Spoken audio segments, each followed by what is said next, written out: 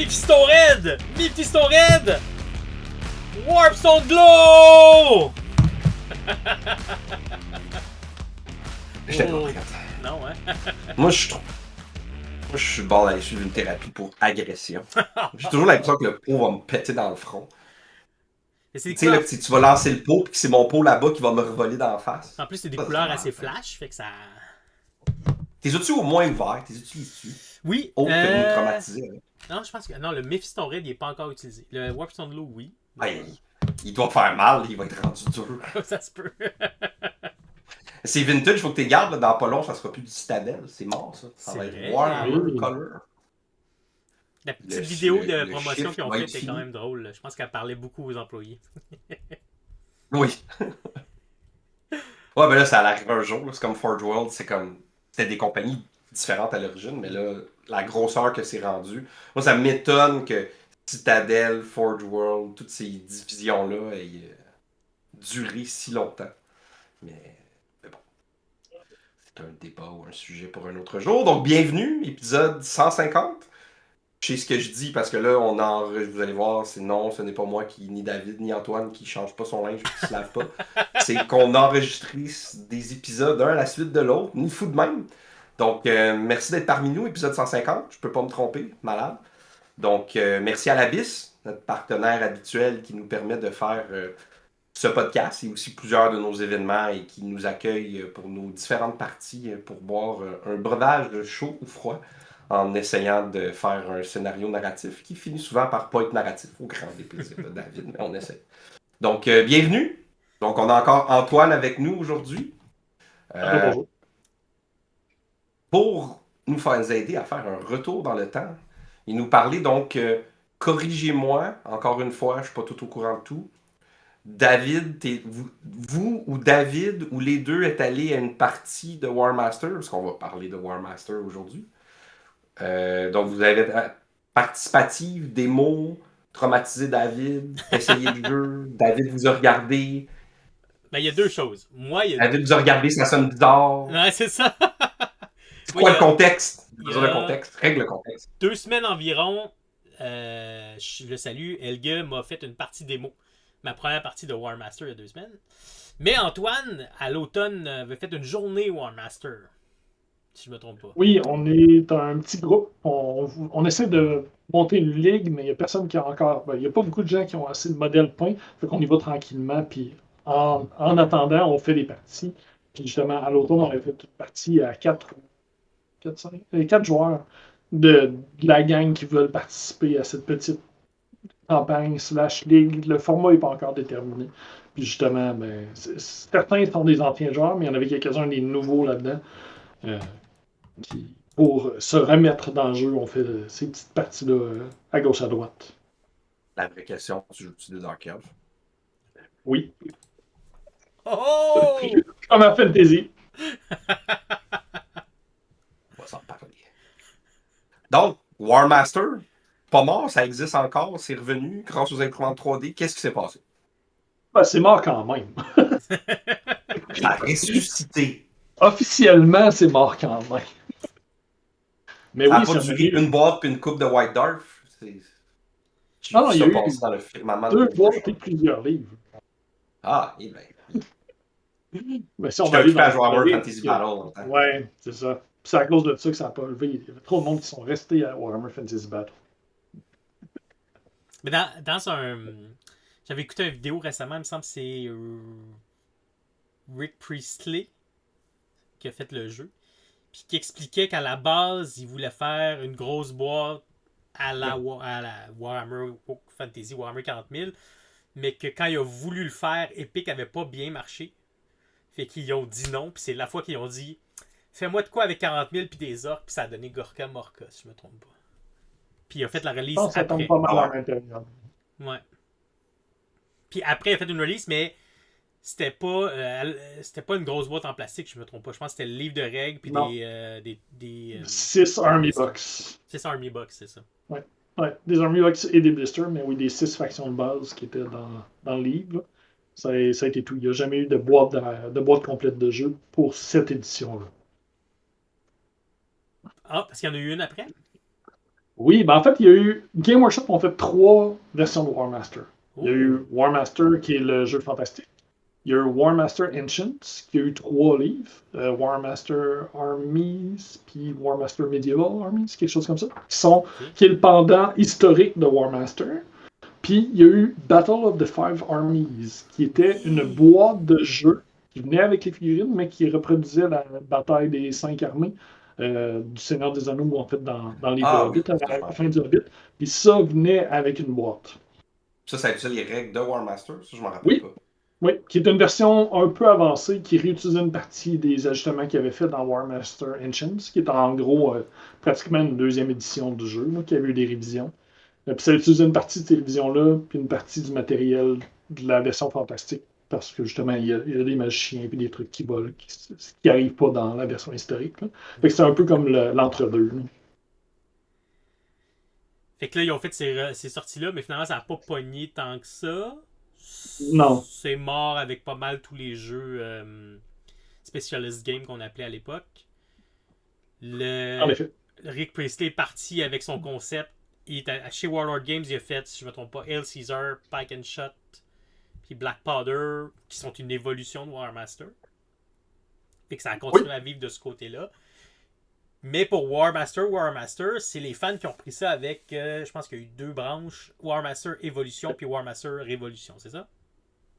Exactement. War Master Evolution a été fait par la communauté française, qui se base beaucoup sur War Master Ancients, avec les révisions. Ça s'y colle beaucoup plus. Puis l'autre, c'est War Master Révolution, qui avait été à l'origine fait par la communauté tchèque. Mais depuis, ça a été très popularisé. Puis c'est probablement la version la plus largement utilisée. Parce que de un est en anglais, puis il y a plus de monde. Puis il y a un regroupement un groupe de gestion de la version qui travaille avec plusieurs rencontres par année en ligne. Puis ils proposent des ajustements, des révisions. La plupart de ça, c'est des petites révisions sur les listes d'armées pour les balancer. Quelques petits ajustements de règles, mais très, très, très minimes. Puis ça, c'est la version la plus utilisée. C'est War Master Révolution. OK. Puis ça fait combien d'années qu'ils font ça, tu sais-tu? Je ne me rappelle pas de l'année de lancement, mais ça doit faire un petit bout. Là. Je pense que ça doit faire plus de 6 ou 7 ans. Je ne l'ai pas en tête. Ah ouais. C'est pas pire qu'avec une autre... pas une entreprise, mais... une entité. Ouais, une entité qui fait pas d'argent, là, c'est complètement bénévole, qui réussissent à faire vivre un jeu comme ça mondialement. C'est quand même impressionnant. Oui, une grosse partie. D'un, c'est des fans qui voulaient que ça reste, mais comme Philippe l'a mentionné, l'impression 3D, ça a aidé à ce que ça se popularise et que ça reste actif. Là. Parce que c'était tellement compliqué de se procurer les figurines. De un, ils sont plus disponibles. C'est aussi les anciennes figurines en métal se vendent pour des prix de fou. Ça n'a pas de bon sens. Puis la plupart des compagnies indépendantes qui en font en métal, ben, c'est pas des gammes complètes. La plupart du temps, c'est des compagnies historiques qui ont 2-3 modèles fantastiques parce que ça fit dans un côté, tu sais, mettons, un Stag Lord parce que c'est une armée irlandaise, puis là, il y a un petit côté fantastique dans ce qu'ils rajoutent. Mais il n'y a pas une armée, il n'y a pas de modèle spécifique pour tout ce qui était disponible. Je pense qu'il y a 31 listes d'armées, au-dessus de 30 listes d'armées dans War Master, le côté fantasy. Fait que ça en fait des trucs à couvrir. Fait que pour jouer, dans le fond, je vais le montrer à l'écran en même temps. Là. Ouais. Il y a le site Warhammer wm-revolution.com. Puis là-dessus, qu'est-ce qu'on a besoin? Il y a ouais.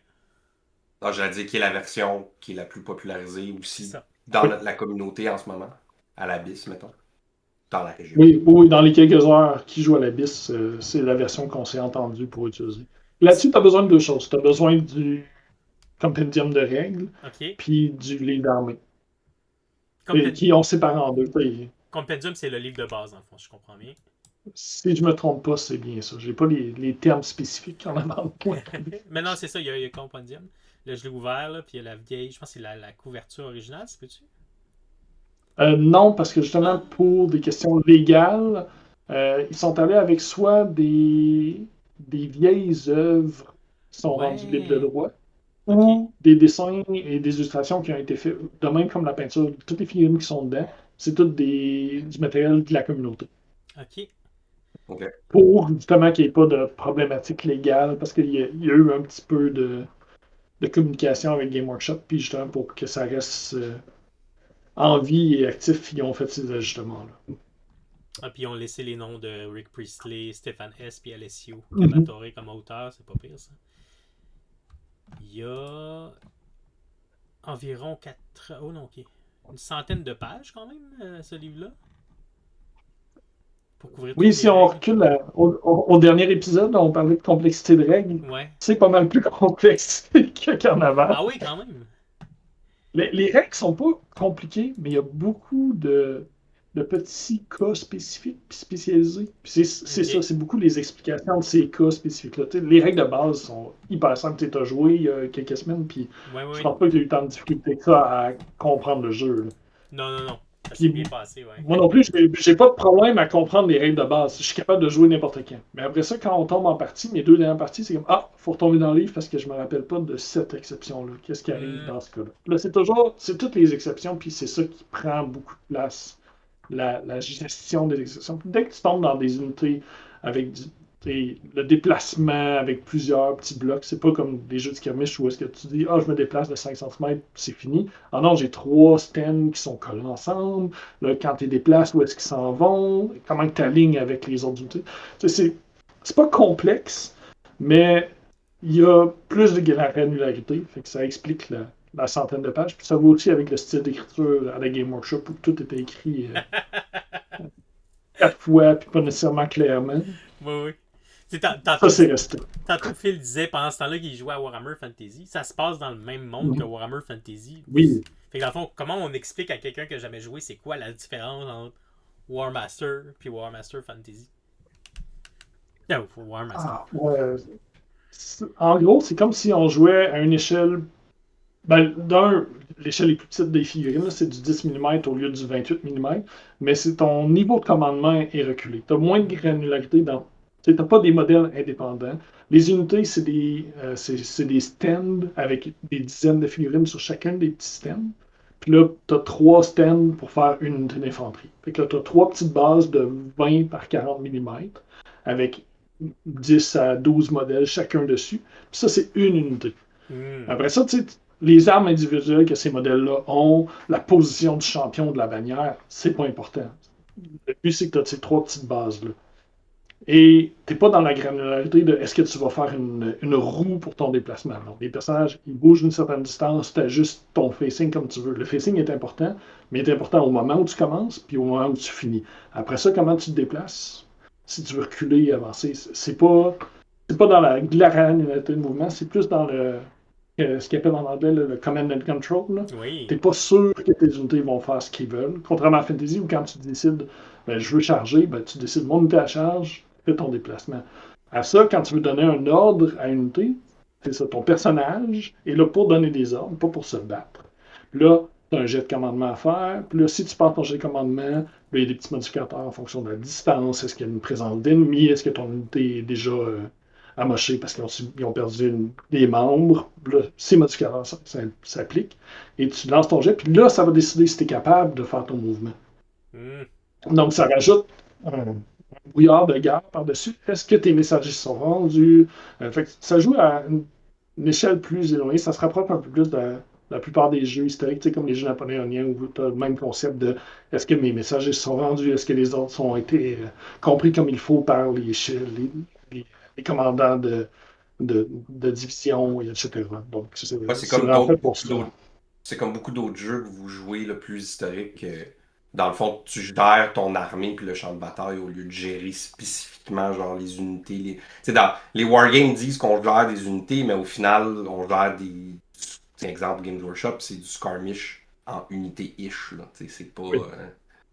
Oui. Comme tu dis, tu sais, moi je me rappelle un peu là, de War Master, puis la grosse différence, c'est ça, c'est justement les héros sont plus des tokens qui sont là pour donner les ordres, puis Hmm. tu sais, faire avancer tes troupes, faire des trucs, que d'être genre ton bonhomme qui va aller se battre, puis qui va. Oh oui, C'est pas au tout à même. fait. En plus, le bonhomme, il peut même pas se battre par lui-même. Ton héros peut se joindre à une unité, puis quand il fait ça, il va donner un dé. Si c'est ton général, il va en donner 2. Ils sont pas là pour faire juste ça. Mais comme quand t'en as besoin, un moment crucial où là t'as besoin de ce petit boost de 1 ou 2 dés là, ça rend leur intervention plus intéressante finalement. Oui, Par tout à contre, fait. Puis ça les met en danger. c'est ça, si tu perds, je pense, si ton unité est détruite, ton général est détruit et ton Là, héros est détruit avec. Là. c'est ça, puis j'imagine que tu perds ton commandement, puis que t'es Mhm. moins bien, ton armée est moins efficace. Exactement. Parce que quand tu n'as plus assez de personnages pour reculer, quand tu donnes des ordres, ça va bien. Quand tu rates un ordre, ton personnage arrête de donner des ordres. Ouais. Ok. Si ton général rate un ordre, ta phase de commandement arrête. Donc, souvent, tu vas commencer par Ok. tes ordres moins importants sur tes héros secondaires. Puis plus ça va avancer, tu vas aller avec tes priorités. Puis quand tu arrives à un de tes héros qui a une de. Tu vas prendre tes personnages avec le meilleur commandement pour faire les ordres les plus importants que tu veux vraiment qu'ils se passent. Mm. Puis tu vas finir par ton général qui va souvent avoir 1 ou 2 points de commandement de plus que tes héros et que tes magiciens pour donner tes ordres majeurs principaux. Puis après ça, Mais ben, ça, il y a tu des vois, c'est. variations. Ah, vas-y. Non, je le dis, c'est très Games Workshop parce que tu vois, à Titanicus, à Epic, ils ont gardé ce concept-là. Exemple, à Mhm. Adeptus Titanicus, ton Princeps, tu veux commencer avec lui à faire les ordres parce qu'il a le droit à des bonus puis un reroll d'habitude. Mais en même temps, dès qu'un de tes titans rate un ordre, c'est fini, ta phase est finie. Ouais. C'est le même principe. C'est-à-dire tes titans sont plus capables de se communiquer entre eux. Fait que, ah, Ça c'est ressemble drôle tout à ça. fait. Puis la distance aussi rajoute des bonus puis des malus. Ou en tout cas, ou des malus seulement. Oui, Fait que seulement des malus. tu vas mettre ton armée puis tu vas placer tes héros en fonction un peu de l'importance que tu veux donner à ton aile gauche, ton centre, ton aile droite. Là. Puis là, quand t'en Oui, perds un, là, faut que tu rapproches ton héros. oui, c'est ça. Ou tu dis, ben, cette unité-là, ils vont fonctionner par initiative. Parce que Mm. quand l'ennemi est proche, ton chef d'unité peut décider de charger. Si c'est vraiment juste charger ou se replier, t'as pas besoin de commandement. À part pour les morts-vivants qui, eux autres, sont idées dans leur principe. Eux autres, ils fonctionnent juste par ordre. Il n'y a pas d'initiative pour les morts.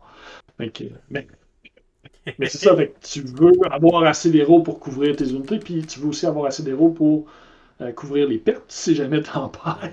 Ouais. Ou tu prends une chance parce que tu as un très bon commandement, par exemple, comme les hauts elfes qui ont un commandement de 10 qui est nain. C'est une bonne valeur. Fait que des fois, ils vont te permettre d'avoir moins d'héros parce qu'ils savent qu'ils ont un très bon général. Mais tu prends une chance que ça marche pas, puis dans ce cas-là, ben, c'est dommage, mais des fois, tu bouges pas toutes tes unités ou toutes Ouais. tes divisions ensemble. C'est ça. Puis, Ah, vas-y. non, mais non, vas-y. Après ça, je vais avoir un autre point. Tu l'as mentionné tantôt, Antoine. Dans le fond, ton unité, c'est 3 bases. Avec dessus, t'as Et pour 2 les scripts. unités d'infanterie, il peut en avoir un petit peu plus ou un petit peu moins en fonction des Ouais. types des types d'unités comme l'artillerie. Des fois, c'est 1 ou 2. Ou Puis la certains gros cohésion, monstres, c'est juste c'est 1. collé, comme tu l'as mentionné aussi. C'est collé. Fait que là, soit tu fais une colonne pour qu'il marche droit, ou tu fais une ligne parce que tu veux contrôler une zone plus grande. C'est juste que là, t'as pas de support Oui, en arrière dans ton combat. Fait que c'est exactement ça. t'as le même principe que dans les jeux récents de Game Workshop. Peut-être à Fantasy aussi. En tout cas, ce qui combat, c'est ce qui touche. Mhm.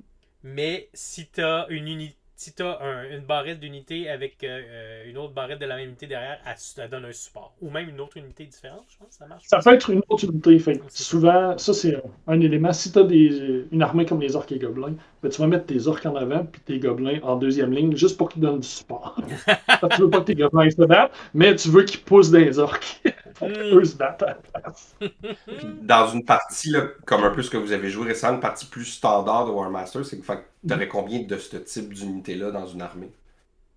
Sans- Pour donner une idée, là, juste parce que je ne sais pas en tête exactement, mais je pense qu'on avait joué 1500 points la dernière fois. Puis je pense que j'avais 14 ou 15 unités complètes. Mais ça comprend mes unités spéciales, comme j'avais des balistes, une unité d'harpie qui sont des monstres, un hydre que c'est juste un modèle. Mhm. Fait que j'avais 14 ou 15 unités, je crois.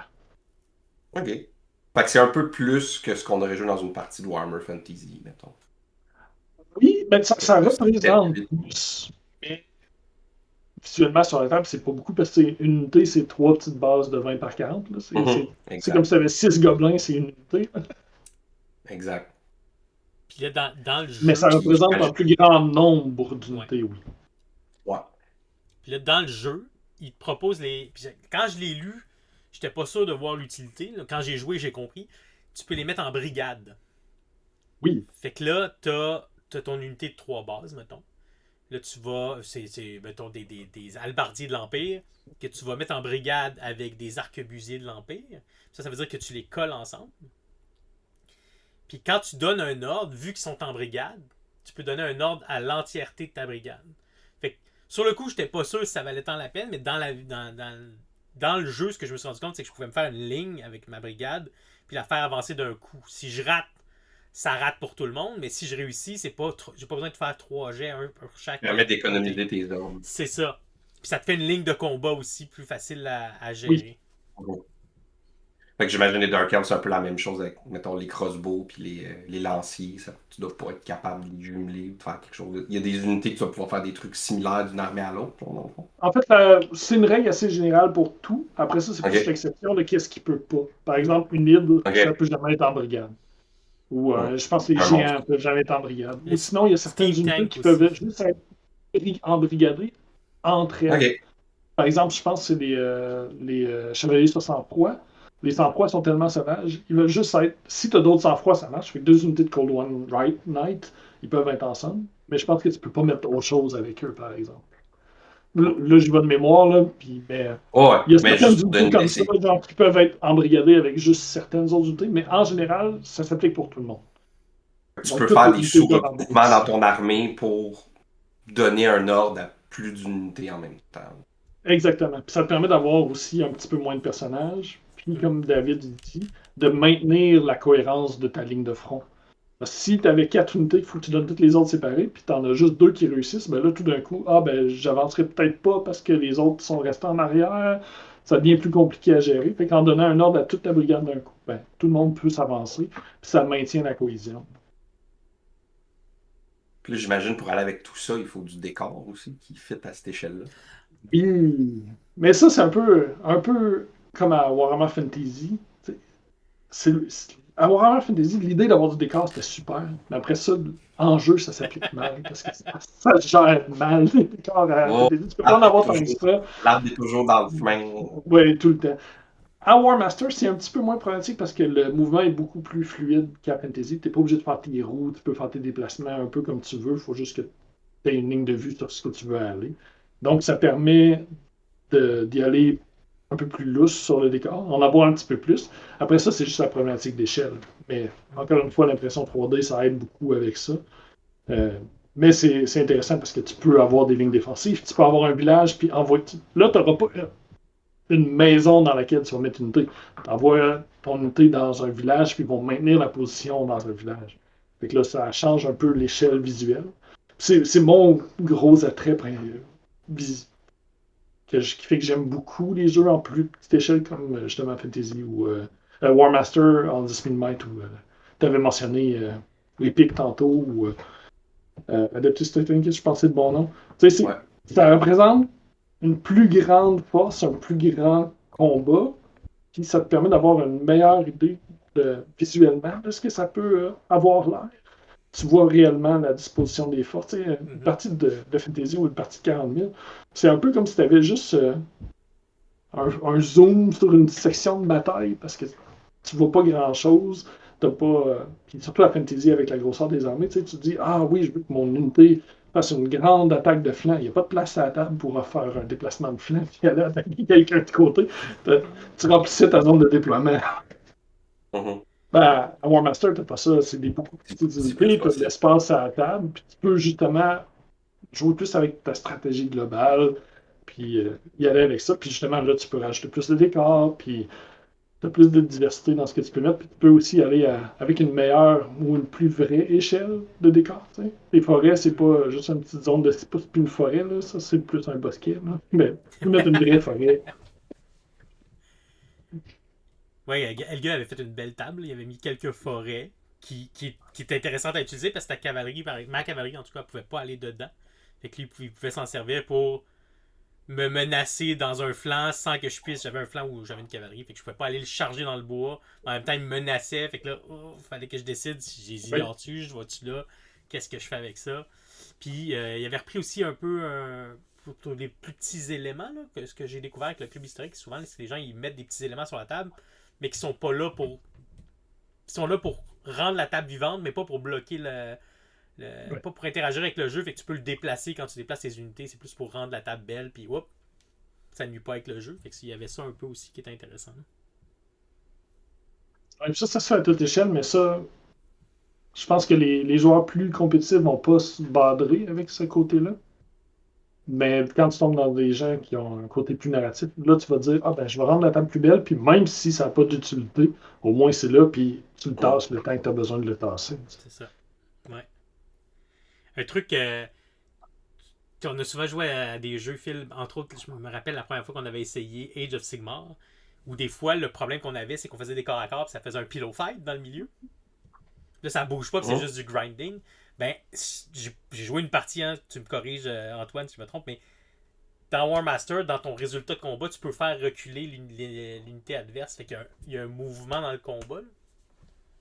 En fait, c'est automatique. Dès qu'il y a une différence, c'est sûr que les unités vont se replier parce que le corps à corps ne reste pas. Les deux unités qui sont corps à corps, en théorie, si tu n'as pas achevé ton adversaire, tu peux le poursuivre. Si tu ne le poursuis pas, ils vont se séparer automatiquement. Puis quand tu gagnes contre une unité, il va être repoussé d'un certain nombre de centimètres de la différence. Fait qu'il y a un déplacement de ligne. Ça ressemble beaucoup à, si vous avez essayé la nouvelle version Warhammer The Old World, la nouvelle table de résultats dans les corps à corps, il y en a justement un qui est repoussé sans être brisé. Donc, ça fait le déplacement de la ligne de combat de la même façon. Fait que ça sera, ce qu'ils font dans The Old World ressemble beaucoup à justement ce résultat-là qu'il y avait dans War Master.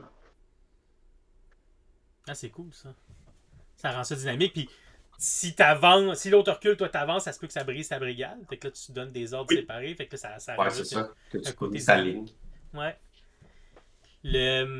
Ce que j'ai trouvé intéressant aussi, c'est que t'as des points de vie par base. Fait que dans ton unité, t'as 3 bases. Chaque base a, mettons, 3. Moi, ce que j'ai vu dans l'Empire, souvent 3 points de vie. Les orques. Ouais, 3 c'est le standard. Les orques noirs avec 4. Fait que c'était chiant.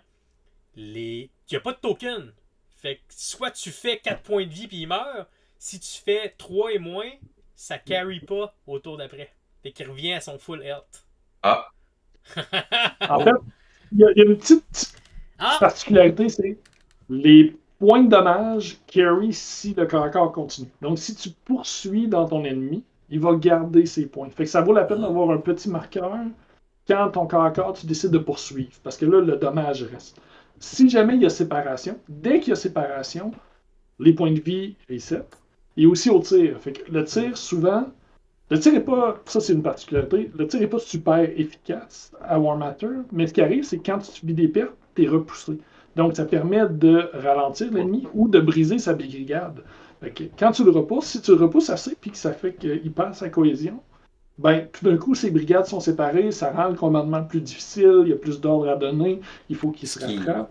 Donc, ce qui est plus narratif quand tu regardes des nuées de flèches dans un truc, c'est comme c'est pas très accurate sur le concept d'un champ de bataille au complet, mais ça peut forcer des unités à se replier, à prendre du couvert. C'est exactement ça, c'est vraiment très bien représenté.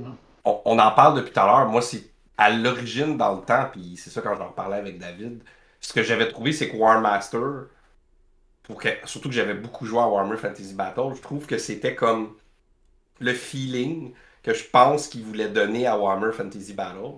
Mais à cause, comme tu dis, de l'échelle, des tables, de comment que ça a été amené, t'avais pas ce sentiment-là. Puis en même temps, c'est parce que c'est pas le même genre de jeu. Parce qu'il y en a un vraiment que tu joues tes personnages, tu prends plus action dans la partie à un niveau plus micro. Tandis que quand t'es à War Master, tu restes constamment au niveau macro. Tu gères l'armée, le champ de bataille, pas chaque figurine. Fait que c'est pour ça que ça m'avait toujours attiré. C'est juste qu'il y avait personne vraiment qui jouait à War Master là, dans le temps. Puis avant l'impression 3D, ben, c'était des figurines en métal. C'était ce qu'ils appelaient les specialist games. Fait que, mais j'ai toujours trouvé que l'attrait de War Master, c'était vraiment de vraiment pouvoir jouer un peu comme on disait à David avec l'historique, tu sais, Napoléon pis ces trucs-là, ça m'a jamais trop intéressé, mais tu sais, War Master, ça, il y a toujours eu plus de chance parce que c'est quelque chose de high fantasy, tu sais, quand même. C'est des C'est pareil dragons. pour moi, c'est ça. L'historique me parle pas autant, puis surtout à partir de la période napoléonienne en montant. Là, quand on retourne dans Ancient, ça me parle un peu, mais c'est ça, moi, là, il y a du fantastique, c'est bien plus intéressant. C'est ça, les règles, le concept m'a toujours un peu intéressé, mais l'appeal du thème me tentait moins. Mais tu sais, je le comprends plus pour moi avec War Master, tu sais, parce que le hockey, c'est quelque chose que je fais plus de liens là, avec mon hobby en général. La même chose que la boîte, je l'ai encore, même si j'ai fait du ménage dans ma pile, puis que j'aimerais bien un jour jouer à Epic, la nouvelle version Ouais. de Games Workshop, parce qu'encore là, tu sais, tu peux jouer tes. Moi, j'avais quand même bien aimé Adeptus Titanicus, mais tu peux jouer tes titans, tu peux jouer tes tanks, mais là, vraiment, tu vas peut-être avoir une unité de 10 tanks, tu sais, ça va. Mais jouer ça dans une partie d'un jeu standard comme Games Workshop, ben, c'est ce qu'on va appeler souvent l'Apocalypse, mais encore là, puis David, il le sait, on l'a vécu, c'est dur d'aller chercher le feeling que tu as dans les jeux un peu plus comme les jeux napoléoniens, les jeux plus historiques, où ce que, que tu gères un champ de bataille. Mm. Tu finis par gérer ton unité, puis ton, comme tu disais tout à l'heure, Antoine, là, ton champion puis ta bannière, au lieu de gérer ta brigade, par exemple. Fait que, ouais, non, c'est cool. Ah, j'avais toujours le même sentiment avec, ouais, avec Apocalypse quand on jouait. Tu sais, c'est comme, j'avais pas réellement de gros modèles, fait que souvent j'avais beaucoup de petites troupes puis bien des véhicules, mais c'est beaucoup trop granulaire. Puis là, t'arrives avec quelqu'un qui arrive avec son Stompa puis ses autres gros modèles. Puis là, c'est comme, ah ben, lui, il a l'air d'avoir plus de fun, puis ça fait plus de sens dans cette taille-là, mais ça reste trop gros pour la grosseur de nos tables. Donc, le côté Mhm. épique ou Adeptus Mechanicus m'a toujours bien plus intéressé. Tu sais, je jouerais pas vraiment à 30K, mais Adeptus Mechanicus ou l'autre version, là, Les joues ça impérialistes. me tente. Les jeux impérialistes. Les jeux Ça, impérialistes, c'est ça que mais- j'ai dit tout à l'heure. Ouais, c'est encore dans les plans. Ça sera peut-être War Master en premier. Puis, Oh! sinon, ben c'est ça, on parlait d'impression 3D, mais après ça, pour les figurines, exemple de War Master, j'imagine que la communauté a trouvé des sources du 3D. Il y a des gens qui doivent en imprimer sur Etsy. Ça ressemble à quoi? Oui, oui, ben, il y a encore certaines compagnies qui en font en métal, surtout des vieilles compagnies là, comme Pendraken, mais il y en avait d'autres, puis je pense que la plupart de ces vieilles compagnies-là sont en train de fermer. Fait Oh! à part Pendraken, je ne sais pas qu'est-ce qui reste Je vais m'offrir qui Pendraken en même temps. produit. Ouais. Euh, puis j'en avais d'autres qui ne me reviennent pas en tête. Il y a certaines compagnies qui font du 3D maintenant qui avaient commencé en casting. Je pense à Chromative Forge. Eux faisaient du casting principalement. Puis là, c'est rendu qu'ils vendent des STL aussi parce que je pense que justement la gestion de, d'imprimer tout ça ou la gestion de caster tout ça, ça devient compliqué avec le shipping et tout. Fait que c'est rendu des STL. Fait que là, il y a, il y en a de plus en plus. Puis ça, il y a des choix. Là. David, tu avais fait une liste. Forest Dragon, c'est le nom qui ressort le plus. Pour Forest l'impression Dragon. 3D, là, ils Ah, sont je suis pas vu Dark Hand. superbes. Puis, ben, il y en a, mais je pense qu'il était trop proche de ce Game Workshop. Ah, il s'est fait Ah! Ouais, je pense que oui, parce enchouer dans que les internet. là, pour aller dans ce côté-là, dans les gens qui impriment des figurines 3D de d'autres sculpteurs, il y a Excellent Miniature ou Excellent Minis, mais eux, ils ont encore des Dark Elves de Forest Dragon parce qu'ils avaient la licence à l'origine. Il y en a encore certains. Mais je Shadow pense que la Elf, plupart c'est des ça? Dark Elves que j'ai vus, ah, c'est ça, Shadow Ouais, Elves. Ben, ouais, je les vois là eux sur. autres, les ont, mais là, tu peux pas acheter des STL et les imprimer toi-même à cause de ça. Après ça, c'est Internet, il y a toujours des traces un peu partout qui peuvent se retrouver. C'est pas que je recommande ça, mais quand c'est une compagnie qui a fermé un sculpteur, Non, mais là, je suis c'est en un train de petit peu regarder, mettons, moins. les Shadow Elf. Ouais. Ouais. Puis, tu sais, il y en a que c'est quasiment du one for one avec ce que Games Workshop Oui, fait. Fait que ouais, mais c'est pour ça qu'il y a plusieurs sculpteurs qui peuvent plus. Comme moi, les miens viennent de. Voilà, j'ai un blanc là, parce que faut que je m'en rappelle. Là. Mais c'est ça, c'est un autre sculpteur avant que Forest Dragon sorte, qui avait fait les Dark Elves, mais moi j'avais acheté les fichiers à l'origine. Mais depuis, justement, il a fait partie de toute cette vague de Season 6 là, fait que, où il a juste décidé d'arrêter. Fait que, c'est Moonjam, le sculpteur, les modèles que j'avais. Puis, ils sont disponibles sur certains. vendeurs qui ont encore les licences. Mais ils ne peuvent plus vendre leurs propres fichiers. Là. Mais tu sais, justement, il y a Forest Dragon qui en fait, j'en avais quelques-uns notés. Ankilo Miniature, Varus Miniature, Waste Emporium. C'est toutes des. La plupart de ça, c'est des gens qui vont être soit sur ma Mini Factory ou sur Gumroad ou qui vont avoir des Patreons.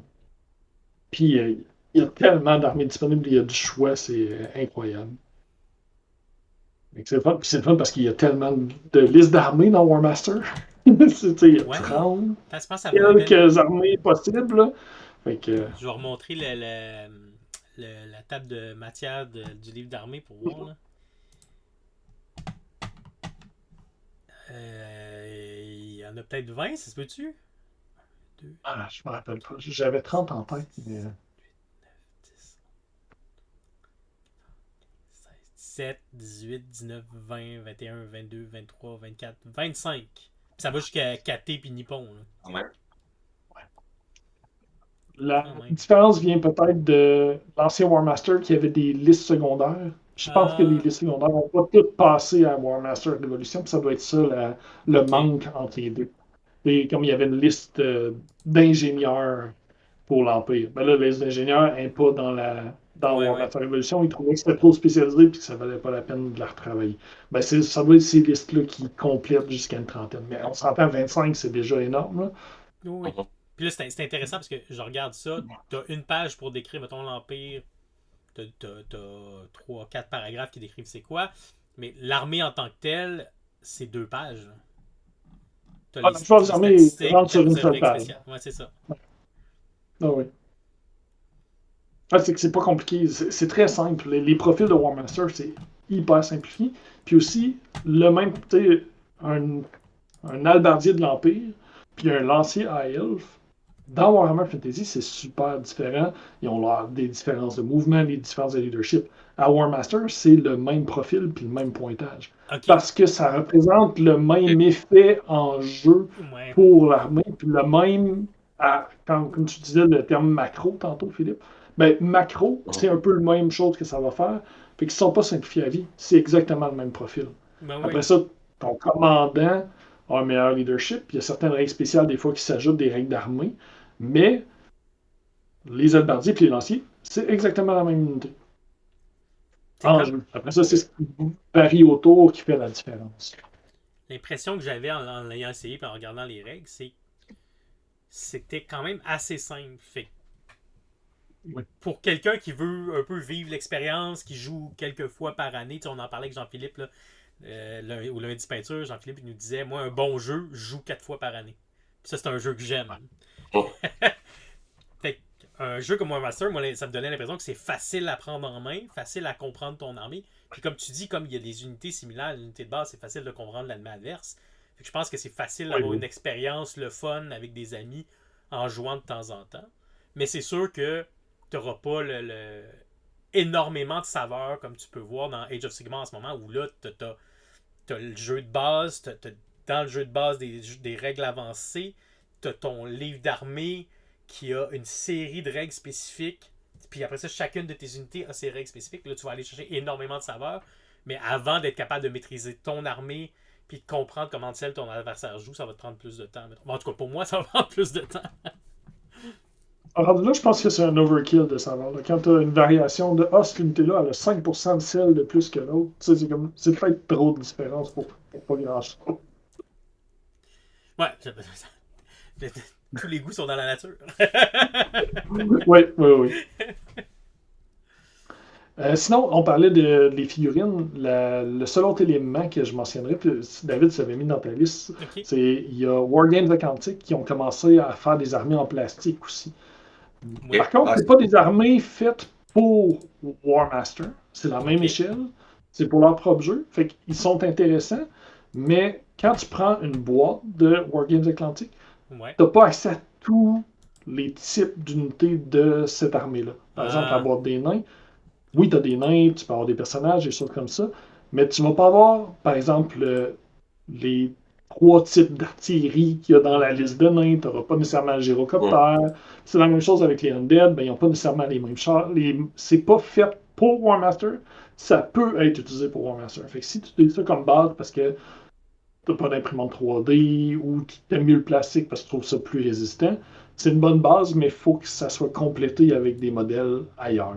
Fait que c'est une super bonne entrée, mais ça peut être exclusivement fait à moins de te limiter beaucoup dans Ouais. ta sélection. Parce que je regarde, ils ont des nains. Je reprends l'exemple que tu as pris, des nains avec des lances, des nains avec des épées, des nains avec des haches, mais ça, c'est à peu près la même unité de base, si je me trompe pas, dans. Ouais. Dans War Master, ça serait exactement la même unité, il n'y aurait pas de différence. Puis t'as des crossbows, mais t'as des Ram Riders, t'as pas l'équivalent, t'as pas de cavalerie chez les nains dans. T'as pas de cavalerie à War Master. Fait qu'effectivement, ça. Il faut trouver un moyen d'aller chercher ce qui te manque ailleurs. Tu fasses une certaine adaptation. Oui, tout à fait. Mais c'est quand même une bonne ressource, là, puis c'est le fun qu'il y ait du 10 mm plastique qui commence à exister aussi. Là. Ah, puis je tiens à juste mentionner juste une parce que je n'avais pas mentionné plus tôt dans l'impression 3D, là, mais il y a Warp Miniature qui font justement Ark World, entre autres, qui est un jeu d'escarmouche. Mais il y a une de ces factions de Ark World qui sont des zombies pirates. Puis moi, c'est ma deuxième faction préférée, les zombies pirates. Donc, il y a une armée de zombies pirates en 10 mm pour proxyer n'importe quoi que tu veux à War Master. Là. Mais ils sont disponibles, il y a des fichiers pour, ils les vendent. Fait que si t'aimes les zombies pirates, il y a Ark World, il y a War Miniature qui en vend. Dans le vieux monde, à Sartosa, qui avait les vampires pirates, là. Ouais. Ben, il y avait eu un moment donné des vampires. Mais en Lustrie, il y avait les vampires pirates. Ah, ok. Il y avait eu un personnage spécial. Puis... Ouais. C'était-tu un le Sartosan Vampire. Archon, Peter Archon, qui ouais, est le commodore de l'armée de la côte vampire en Lustrie. Mais sinon, Game Workshop avait fait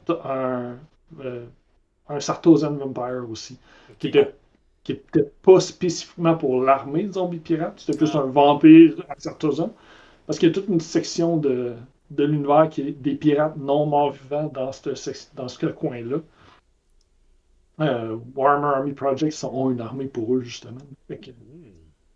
Où tu peux jouer des pirates vivants.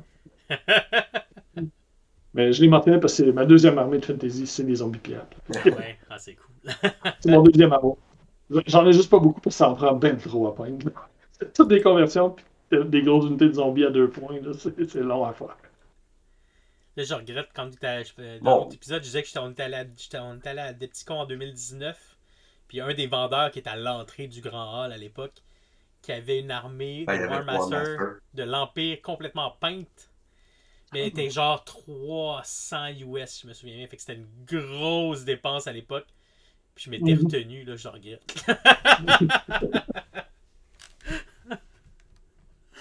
Ouais, parce que là, tout ce que ça prend, c'est... ça nous prendrait des armées pour essayer une game. Moi, je serais bon d'essayer War Master. Metal Gear te dérange pas. Moi, j'ai 3 armées. Il y en a juste une de peinte. Ben pour essayer le jeu. On peut se parler. Moi, pour essayer, ça me dérange pas pantoute. Après ça, on va prendre une armée de Dark Elf. Donc là, tu vas même pouvoir essayer avec l'armée Point parce que c'est mes Dark Elf qui sont prêts. Attends. Qu'est-ce que David cherche?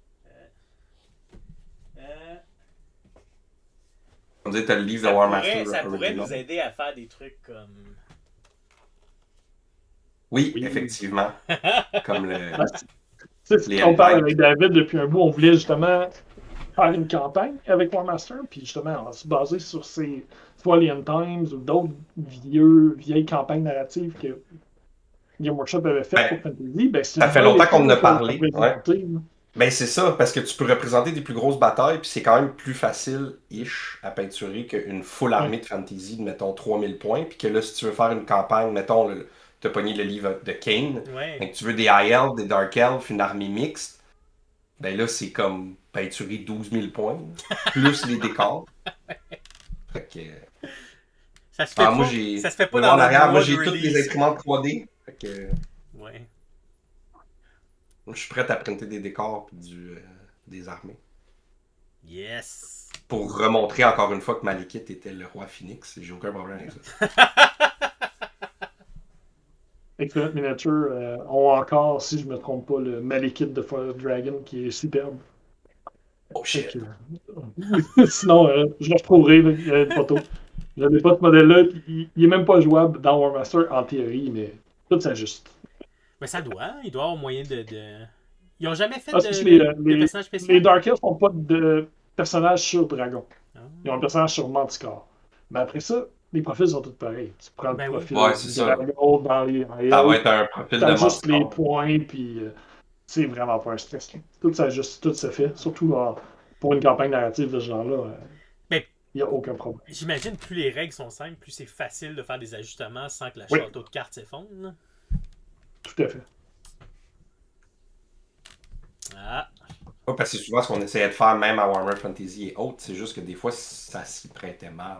Mm. Mais tu sais, ce qu'on disait souvent avec Kevin, tu sais, dans le fond, mettre un skin. Tu sais. Fait qu'exemple, le héros sur Manticore, au pire, c'est le même, mais t'as juste une figurine différente pour le représenter. Tu sais. Dans le plus simple, ça peut Ça, c'est dans juste. le plus simple. Puis sinon, comme je mentionnais, tu sais, les unités sont les mêmes d'une liste d'armées à l'autre. Fait que si tu veux juste dire, tu payes les points pour le dragon, puis tu utilises les règles du dragon de DIL, tu le mets dans ton armée Dark Elf, ça va pas débalancer ton armée. Les Dark Elf ont plus de désavantages au niveau commandement que les High Elf. Fait que les High Elf ont accès au dragon qui est la meilleure monture en théorie du jeu. Donc, ça sera pas un problème. Tout s'arrange. Bon, War Master dans l'air, je pense. Oh shit, il y a un dragon. Le dragon, il est malade. Ah ouais? Ah, il y a des Non, belles mais je te affiches. l'avais déjà dit, mais il y a plus de chances que je joue à War Master dans un délai raisonnable que je joue à The Old World. Parce que, un, il n'y a pas de Dark Elf. Puis que même si j'ai lu quand même un peu les règles quand on avait acheté la boîte quand ils l'ont réédité, Oui. les règles me tentent vraiment, j'aime vraiment les Arcane Journal, le concept de campagne, mais c'est tellement quand même proche de Age of Sigmar que mon cerveau est comme c'est comme deux jeux que j'ai comme tu dis dans une armée dans une année je vais peut-être jouer 4 moi je joue peut-être un peu plus si j'aime le jeu je vais peut-être jouer 4 à 6 games du jeu mais là Mhm. si tu me dis Age of Sigmar plus The Old World, ben, c'est split mon temps en deux. Fait Ben que, oui. puis moi, j'haïs avec le temps de jouer pas peinturé, puis pas avec des Mhm. décors. Puis idéalement, c'est ce qu'on en a parlé tout le temps, puis on n'a jamais trouvé 100% de notre sweet spot. C'est plus de faire des campagnes, puis de faire des scénarios, puis essayer des affaires. Ben, mais ça, quand tu joues juste 4 games par année, puis qu'il te faut en plus que tu peintures 3000 figurines, ça devient dur. C'est pour ça qu'on Mhm. avait aimé, mettons, moi j'avais aimé Kevin Warcry, c'est que c'était du skirmish, comme on disait dans l'autre épisode, moins de figurines, fait que c'était plus facile de prendre plus de temps pour jouer plus de parties puis faire des mini-campagnes que ben, quand il faut que tu peintures une armée de. Mettons là, qu'on veut refaire les End Times, un des livres, ben, pour faire les armées, ça te prend plusieurs personnes qui vont toutes se peinturer une full armée plus grosse souvent que ce qu'on jouerait d'habitude. Puis là, après ça, si tu veux faire le scénario 2, ben, tu as peut-être 1000 points de figurines à te repeinturer de plus, plus des décors. Ouais. Tandis que si c'est du 10 mm, ben, tu vas peut-être peinturer un village, puis ta moitié d'armée, dans le même nombre de temps que ça t'aurait pris pour peinturer 2 unités de zombies pirates. Mettons. Fait que, c'est ça. Fait que, à suivre. Mais ouais, moi, je serais down de l'essayer. Puis, je suis déjà en train de regarder les Shadow Elves. Ah!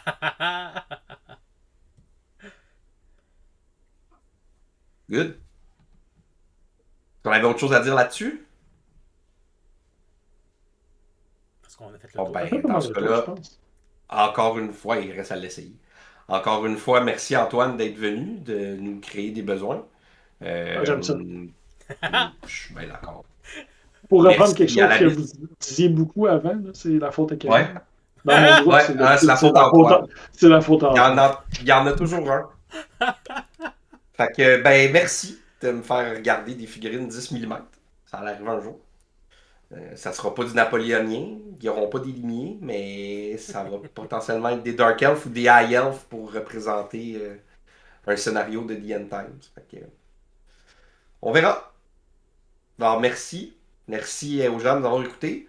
Merci à l'Abyss, partenaire habituel qui nous permet de dégénérer dans tous ces beaux projets, d'aller essayer ça dans un lieu quand même le fun, central à tous. Donc, merci. Donc, si vous voulez nous faire des commentaires, nous laisser des notes, nous donner 4 étoiles, 5 étoiles, 2 étoiles, pas d'étoiles, 4 thumbs up, nous dire que ça n'a pas rapport les zombies pirates, nous rappeler que les Dark Elves avaient raison et non les High Elves. Ça, je vais peut-être mettre ça sur le top de la pile, ce commentaire-là.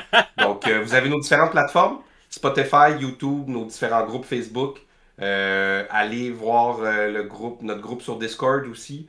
Vous pouvez toujours aller sur les pages de l'Abyss aussi. Donc, de multiples moyens, l'Abyss a un Discord même, maintenant. Donc, vous avez de multiples moyens d'essayer de nous rejoindre. Nous, on va utiliser ces moyens-là pour harceler Antoine pour faire une game de War Master. Ça, c'est un autre sujet. Mais faites comme nous. Donc, merci à tous. Donc, il nous reste juste David, le mot de la fin. Révolution! War Master, Révolution. Elle veut pas venir, celle-là. Oui, bravo. Bon. Antoine? 10 mm meilleure échelle. Oh! Ah, un statement. Oh. Bonne soirée peinture.